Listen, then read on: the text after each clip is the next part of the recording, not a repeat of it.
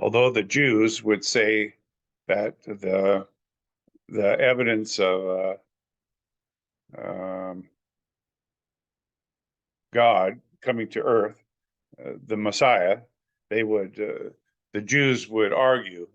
We agree, and like with the Jews, the Christians would agree that even in their Jewish Bible, that there was evidence that something was going to come, someone was going to come, that there was going to be something significant that came.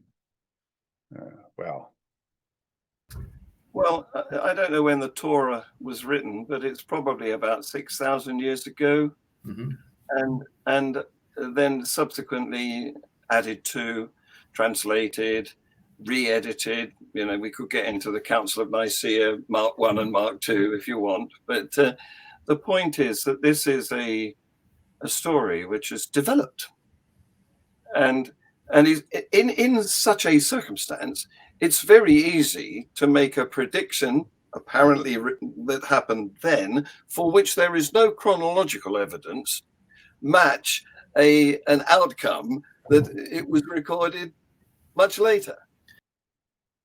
if that's the case, then okay, I'm not an expert in this. I've done some. I've looked into it a little bit, but not an expert at all. But there's a couple things with that. Actually, there's quite a bit of evidence that all of the scriptures up until the time of Christ existed in written form before he was even born. And also, if it was the case that things had just been changed, the Jews didn't want to believe that Jesus Christ was the Messiah. Wouldn't it be fair to say that they shouldn't they have made the argument then that this was has been tampered? We have evidence that this has been changed, that his followers are manipulating the scriptures that we have in order to show that this is the man. Well, but they didn't make that argument when they wanted to kill him. They didn't make an argument that this isn't the man. They couldn't argue with the fact that he is actually filling a lot of these prophecies. So they didn't attack it on evidence in record basis.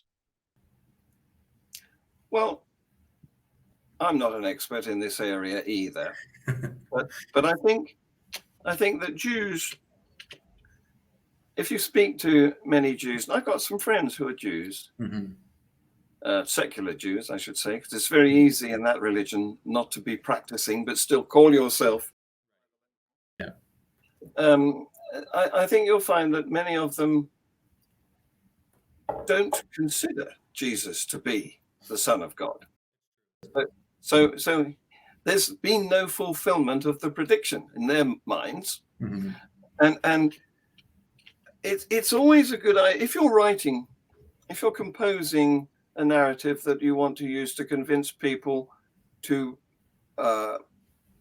be your flock, shall we say, putting it nicely, then it's always a good idea to make some forecasts that, especially if you can subsequently show them to have come true and prove that your ability as a prophet, then you can see where I'm coming from, can't you? This is good propaganda, political tactic, if you want to control a nation. Yeah, I granted that is the case. If you can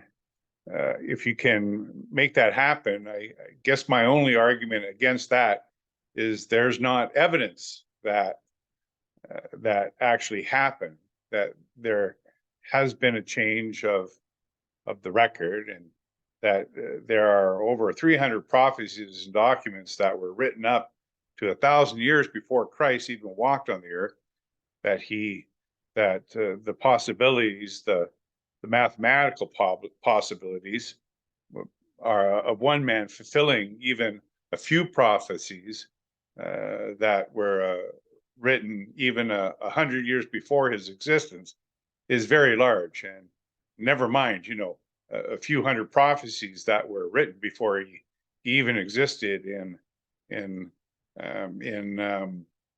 within documents that could be referenced, that were still in existence, in circulation by the time he walked on the earth. Well,